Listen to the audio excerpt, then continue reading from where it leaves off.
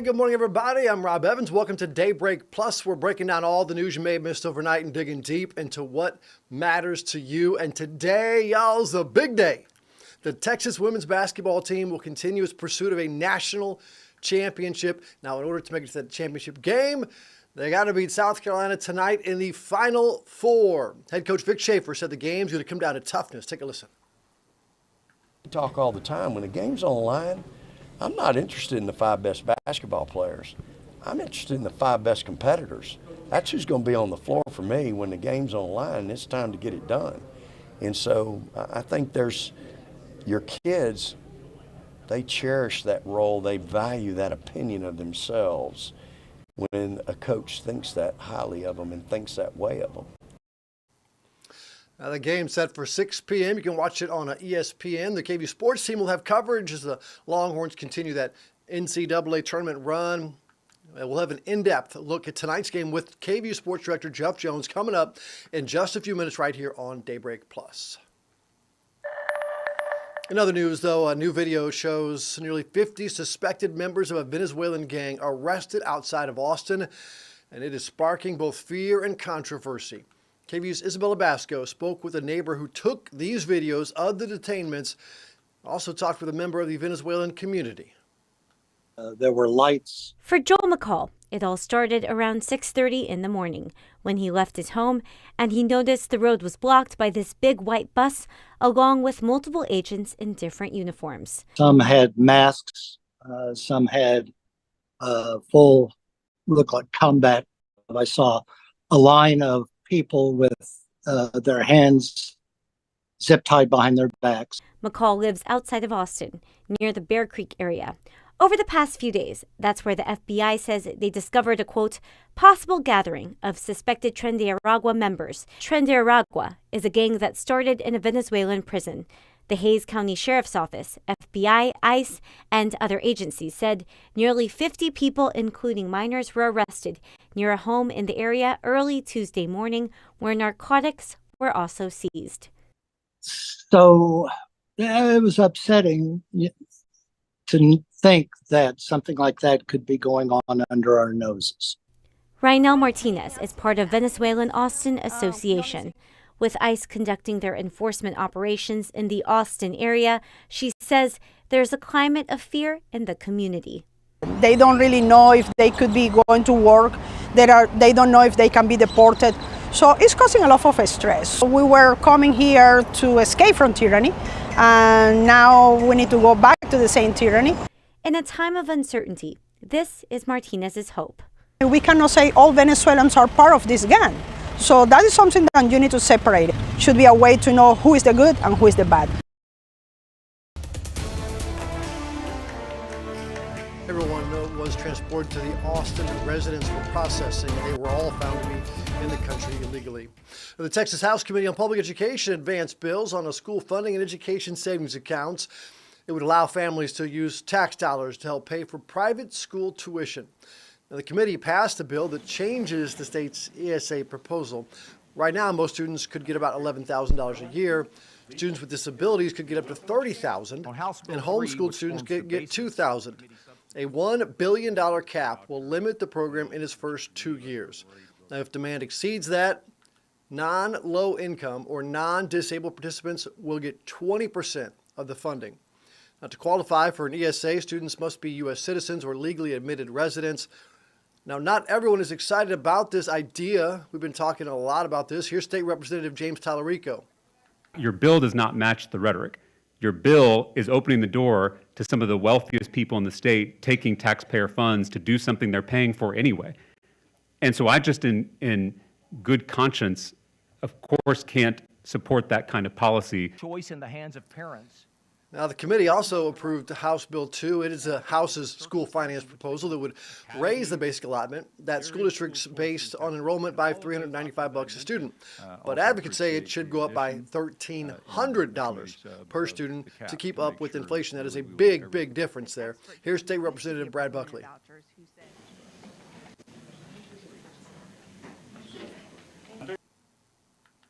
This means we'll have more predictable increases in the basic allotment. And we'll fund all districts equally this way and further reduce recapture for those districts that are impacted by that process. The basic allotment is the most fair and equitable way to drive dollars where they need to be, and that is in the classroom. Well, now the bills are out of committee. They head to the full House for consideration. It is 7:06 right now. Let's get a look at weather and traffic with Grace. And Hannah, starting with Grace, and it's going to change. I mean, it was what, like 90 yesterday. It's going to be like 9 tomorrow. I don't know. Cold. 9.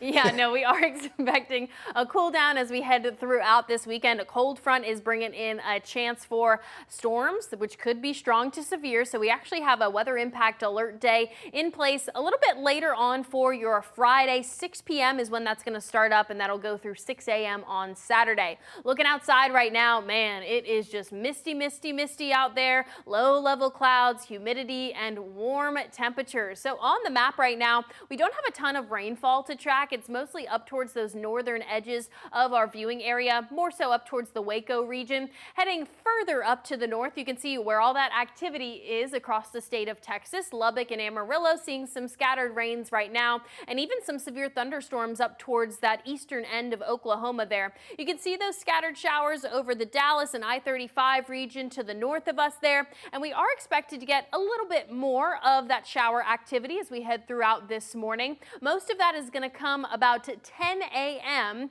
and then that will start to nod off a little bit. We get a bit of a break, yes, as we have for many afternoons this week, and those warm temperatures will ramp back up. We could see temperatures get back to about 90 degrees, especially for our south and eastern areas today. As for Austin, we'll probably see a little bit too much cloud cover. I'm going about 87 degrees for our high temperature today. And you'll also notice here we arrive at 6 p.m. So there is a small boundary that will be making its way past our area, especially up to the north and east by 6 p.m., which could, bring some isolated thunderstorms. Now, so that's the start of our weather impact alert. Now, the real rain is going to be overnight tonight. Starting at about 10 p.m., we watch the hill country here, shifting into 2 a.m. That's when that large squall line of storms is expected to shift into the hill country there. That'll continue on through our area, heading into about 5 or 6 a.m., and then we'll start to dry things out from there. So by the start of the Kite Festival on Saturday, I would recommend maybe going in the early or even late afternoon so you can get those nicer conditions out there. It won't be as showery because we may see some showers on the map until about 12 p.m. tomorrow. And it also will be a little bit cool out there. That cold front is doing its job. We are going to see much cooler temperatures for our Saturday afternoon, and especially for our Sunday morning. Waking up, running that 10K, not 5K, 10K. It will be quite chilly out there, so be prepared for that. Okay, here's that overview. Strong storms expected tonight. Make sure that you have your vehicles underneath something because there is a large hail risk and significant for some portions of our viewing area. And take down those yard decorations if they're, blowing around in the wind. Again, that's 6 p.m. tonight into 6 a.m. for our Saturday. Here's that hail outlook for you guys for Friday and Saturday morning there. A significant risk is expected areas west of Burnett and Blanco County, so be aware of that. And then we still have a 15% risk for our region for the rest of us here in the I-35 corridor and points east. Okay, now we are going to see some good rains, anywhere from 1 to 2, maybe even 3 inches of rainfall possible for those hill country areas. That's where we really need some rainfall, so that will be good for them. And then closer to Austin and heading over towards those eastern edges, anywhere from about 1/4 of an inch to 1/2 an inch is certainly possible with isolated areas of about 1 inch of rainfall. Again, this is only for tonight into into our 6 a.m. hours of Saturday. So if we're sleeping in on Saturday, this shouldn't bother a lot of people. Now for Sunday's wake up, again, much cooler, 45 degrees for that low temperature, and even cooler for our Monday morning, maybe at 40 degrees. You may have to break out that jacket once again. All right, Hannah, how is our traffic looking this morning? I see some bluebonnets. Ooh, my favorite time of year. Happy Friday, everyone. It is 7:10, and before I get to the traffic traffic report, I do want to remind you I am accepting bluebonnet photos. As a native Texan, this is my favorite time of year. And look at these darling angels from heaven. They are out there, and I know they're kind of hard to see. We're not having the strongest year with the bluebonnets, but they are there nonetheless, and you can email them to me at hrucker@kvu.com. Thank you so much to Audrey and Lucia out at Canyon Lake, and that is little sweet Riley and Quinn. They are just little cutie pies. Let's take a look out across the area. I'm going to keep it real with you. Downtown Austin is going to be a little bit like an obstacle course this weekend because tomorrow, of course, we've got that Kite Fest and then into the Cap 10K. So a lot of closures area wide. So just kind of mentally prepare yourself. You're either diving into the fun or you're going to try to avoid it because it's going to be a lot of activity. Right now, 3 different crashes. We've got an incident out near the Domain. This is on Mopac, southbound at Breaker Lane, not causing a full closure or anything like that. Just seems to be blocking one lane as of right now. In the Dessau area, just east of I-35, we do have an active crash on Crystal Bend Drive at Stocksbridge Drive, causing some slowdowns for you there. And it looks like we've got a hiccup not too far from the Tesla Gigafactory, just north of there, I should say. And that is on the 130 toll road heading southbound at that trouble spot, FM 969. I feel like that road's cursed sometimes. There's just always something going on there. And if you are coming in from South Austin, we're actually not having the worst day. I'll tell you what, this is like the best it's looked all week. Still your patches of stop and go, though, moving through Onion Creek. But it's definitely been worse this week. But I will tell you, you guys are still going very slow at 30 miles per hour. Good morning to you, Mainer. You guys are also, you have that slow crawl on 290 coming to visit us here in Austin. Round Rock, you guys are also seeing those slow down so far this morning. But should be a great day in Austin, Texas. Kind of a gloomy one, but hey, the weekend is in sight, Rob.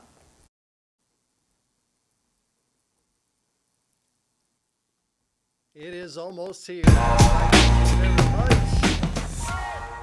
Now back to our big story. The Texas women's basketball team in the Final Four tonight taking on South Carolina. I sat down with sports director Jeff Jones earlier this week to learn all we need to know about this matchup. Take a look.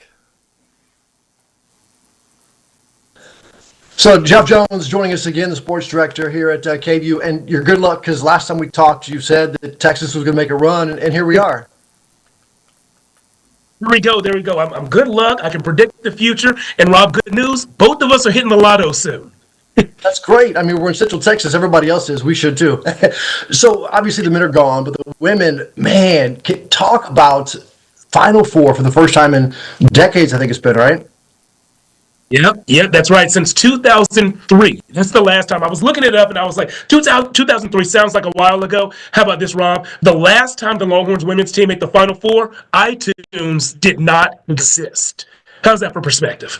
A Final Four, and the Longhorns get to see a familiar foe in this national semifinal round. They're lining up against South Carolina. South Carolina, obviously an elite team. They're used to being in this situation. But I think the Texas defense is built to keep them close, even with an elite opponent like South Carolina. So I kind of like the matchup. I like the fact that there's familiarity there, and I like the fact that the Longhorns' second tier of players, not the stars, but the ones, right below them, the role players, are peaking at the right time. What's the difference between today? They played 3 times already this year and lost twice. What is different between this Longhorns team and the one who lost twice, 2 of the last 3 times to South Carolina? Great question, Rob. I think the worst stretch of time that the Longhorns had against South Carolina this season was the second quarter of the SEC championship game. That's the most recent game they played against South Carolina. In that second quarter, they were outscored 22-6. That just doesn't happen. And, sometimes the best thing that can happen for a team is when another good elite team exposes their weaknesses. And that's what happened to the Longhorns in the second quarter of that game. And so the way Vic Schaefer and his staff responded is in that 1 week layoff from when they lost that game until Selection Sunday, they didn't run a single defensive drill. This team is an elite defensive team, and they said, you know what, we have this 1 week to get better and make sure things that happened to us in that second quarter against South Carolina never happen to us again. How can we do that? And so they refined and in some ways remade the offense. And so we're going to see the fruits of that labor, hopefully, when those two teams take the court on Friday night. Talking about Coach Schaefer there, his reaction when the final buzzer went off, man, he kind of just buckled over and just his look over him, it was awe-inspiring. What did you see when you saw that? I saw passion. I saw hard work. I saw a sigh of relief. And then I saw a person gather himself and say, right now isn't time to be relieved. Right now it's time to know that the job's not finished. And when we had a Zoom with Coach Schaefer on Tuesday, that's exactly what he said. He said that's basically been the motto of the season. Those diehard basketball fans who are watching right now can remember that viral clip of Kobe Bryant from years ago when they were on an NBA Finals run. And I think they won the Western Conference Finals or something like that. And there was this question about how great it feels to accomplish this goal. And Kobe's reaction simply was, job's not done. And Coach Schaefer says that's been a team motto, a mantra this whole season, job's not done. And so in that moment, there was that sigh of relief. The monkey was off their back, so to speak, because they made it to the Elite Eight 4 of the past 5 years, and their journey has stopped in the Elite Eight for 3 of the last 5 years. And so to finally break through, that's worth celebrating, but they do want to remind each other and remind the fan base the job's not done. Not done at all. And for people who have never played basketball in a big arena, this is different. They're going to Florida now, a big arena, different floor, different crowd, different backboards, different backgrounds. This is a whole different game. It's true. That's true. And in the Final Four, you especially hear about it on the men's side even more, because sometimes the men's Final Four, oftentimes, in fact, is played in a stadium that usually houses football. They transform it to be a basketball arena, and what you can get are issues with your depth perception. So for the guys who rely on a three-point shot, or some other shooting aspect and not really the physical hand-to-hand combat that you get when you get close to the rim, the farther away you go from the rim, the depth looks off. So when guys shoot, it seems like the goal is closer to you because the crowd, the fans, are farther behind the goal than they usually are in a basketball arena. And so that kind of heightens the importance of the practices that they're able to have in the arena. The team is actually traveling out on Tuesday. They'll get there for a practice Wednesday morning. They'll take the court around 10 a.m. Wednesday morning, and it's going to be really important to get a sense of the depth perception that the shooters will have, because when they tip things off on Thursday, there's no take back. You know, you can't shoot one and then tell the ref, oh, the depth was off, I need another chance. No, you get what you get. And so you better set yourself up for success and know that practice has a purpose. And it's a different purpose, the practices this week, than they have been in the past.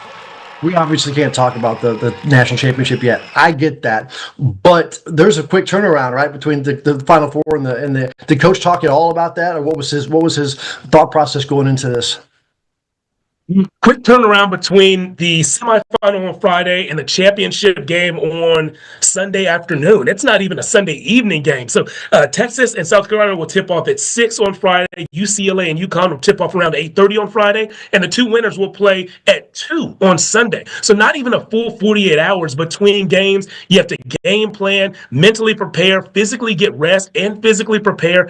It's asking a lot. But you know what's preparing them is what they went through Monday night into Tuesday. So the Longhorns played their Elite Eight matchup on Monday night. They finished the post-game press conference when we were actually in our 10 p.m. Newscast. So they probably finished the press conference around 10:20. They load up the bus to the airport. They load up the planes, fly back home. They get home at about 2:15 in the morning. Some of those athletes had class on Tuesday morning. Others, washed clothes and fed pets and hung out with family and friends. And then, remember, Rob, they landed at 2:15 in the morning. They loaded the buses here in Austin to go back to the airport at 2:30 p.m. So the turnaround was just over 12 hours. And so that quick turnaround that they're going to face in Tampa, it's going to be rough, but I don't think it can be worse than what they faced here in Austin between the Elite Eight and the Final Four. Everything hurts a little less so when you're in the Final Four. You're tired, you're a little less tired, you're just on edge. Do you know, are you going to be able to go with the sports team to go cover this or what? No, we actually just booked our tickets, so I'm happy to say the entire KVUE sports team will make its way to Tampa Bay. And guys, if you have been to Tampa and you have especially seafood restaurant recommendations, please send them my way. I've never met a fried grouper sandwich or a catfish plate or a plate of coconut shrimp that I did not get along with. So just let me know where to go, and we're going to add it to the list. Great dolphin, and it's not actually an actual dolphin. It's a fish called the dolphin fish. You got to try it. Don't feel weird saying dolphin, because I felt really weird. just sitting right there. I was like, wow, we got to check with legal before we put that out there. But all right, I got what you're saying now. Dolphin fish. All right, last question. Give me a prediction for the final score on Friday. Ooh, final score. So I will say this, and I don't know if this is a smart prediction or not, but I feel that Texas is going to win this game. These two teams are very familiar with each other. South Carolina has won twice. Texas has won once when they played this season. I think Texas evens that up. They get the win. I think one of the reasons they get this win is because of what South Carolina exposed in the second quarter when these two teams met in the SEC tournament.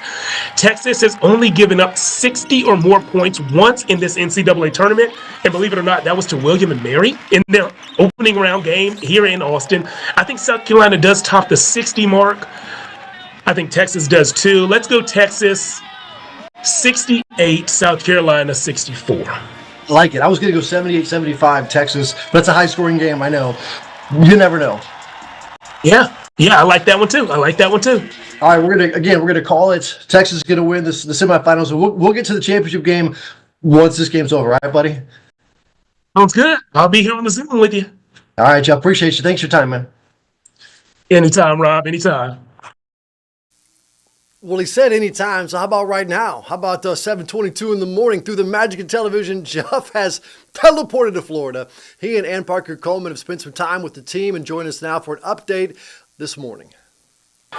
Welcome to Tampa, Florida, the site of this year's Women's Final Four. She's Ann Parker Coleman. I'm Jeff Jones. And Ann Parker, typically at this time of the season, we see more national media covering the Longhorns. So that means in press conferences, we hear a lot of questions that we know the answers to. We hear a lot of old, familiar storylines. But there was one storyline and one team motto that popped up in a press conference today that we heard for the first time, and it stood out to you. Yeah, I hadn't heard this before, but I thought it was brilliant. Vic Schaefer, when he was talking about the talent level of the Final Four, obviously all these teams are really good. So when you get to this phase of the tournament, it's not about talent anymore. He said when you go talent on talent, it comes down to toughness. You talk all the time. When the game's on the line, I'm not interested in the 5 best basketball players. I'm interested in the 5 best competitors. That's who's going to be on the floor for me when the game's on the line and it's time to get it done. And so I think there's your kids, they cherish that role. They value that opinion of themselves when a coach thinks that highly of them and thinks that way of them. And when you talk about talent, Texas and South Carolina are very familiar with their talent, with each other's weaknesses, all of that. So the fact that they can rely on their effort and their toughness, that's good for Texas. I agree. I think something else that's good for Texas is that some of their role players are really coming on at this time of the season. I'm talking about players like Kyla Oldacre and Jacqueline Winning-Tanda. Now, we've seen her get some starts recently at the 4 position, and so I said, this player who is making starts, making plays, we need to get to know her better. So we did just that. Jacqueline and I had a chance to chat in the locker room. The only rules of our conversation, we could talk about anything other than basketball.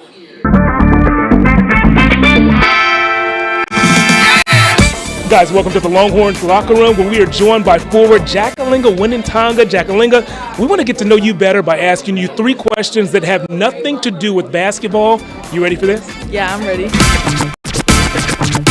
If you could take 1 week off of basketball, off of school, off of life, to master any skill that you don't currently have, what skill would it be? I would probably say swimming. I can't really swim very good. Yeah. So swimming probably. Did you grow up always wanting to swim, or what makes swimming that sport or that skill that you would want to learn? Well, when I was a kid, I ended up in this situation where I almost drowned or whatever. So just that's an important skill to know. I love that. Conquering a fear due to something that happened in your past. That's really impressive. Question number 2 for you, Jacqueline. Think of your phone, all the apps on there. Take away the social media apps. Which app do you use the most? Is iMessage a social media app? No, I think that works. Yeah, I text my mom and my family a lot, so yeah. Aside from your family members, who's the one person where if you see that bubble pop up, they're texting you, you got to put down everything and answer them right away? Well, of course, Coach Schaefer, he the boss, right? And he's probably watching, so that's a very good answer right there. Question number 3, our last one. What's your favorite holiday? Other than my birthday, Christmas, give me one of the best birthday presents that you've received recently. My mom usually treats me pretty good, you know. She gets me AirPods one time, iPad another time, but I don't know any like big birthday gifts that stand out for real. So far in this interview, you've given special shout outs to your mom and your head coach. This is just a pro being a pro. Jackalinga, great job. Thanks for chatting with us. For anyone curious out there, November 24th, that's the date that Google tells me is Jackalinga's birthday. Yeah, so go ahead and start shopping right now for her birthday present. I like that. She already has AirPods, so don't worry about those. I know that you guys are looking forward to her birthday, and you're also looking forward to the game. Game day is here. This game will tip off this evening at 6 p.m. right here on this court. For Ann Parker, I'm Jeff. That's all the time we have for sports this morning. We'll see you again this evening with even more local sports news. I bet she'd like for her birthday a nice national championship trophy. All right, we leave you with one last thing to talk about. The actual floor the Texans will be playing on tonight. No, like the actual hardwood floor. So it turns out it is a national effort. The maple wood is harvested in Michigan. The painters are in Ohio. They give the boards their final floor pizzazz, which is kind of funny. Michigan and Ohio working together on something, right? Now, the work on the men's court, though, was done in San Antonio, which is hosting the last of those games. And the winners, get this, they actually have the opportunity to buy the court as a keepsake. And Michigan State actually did that in 2000 and used that floor in campus decor. It is a lot of work going on that floor, and good luck to the ladies tonight.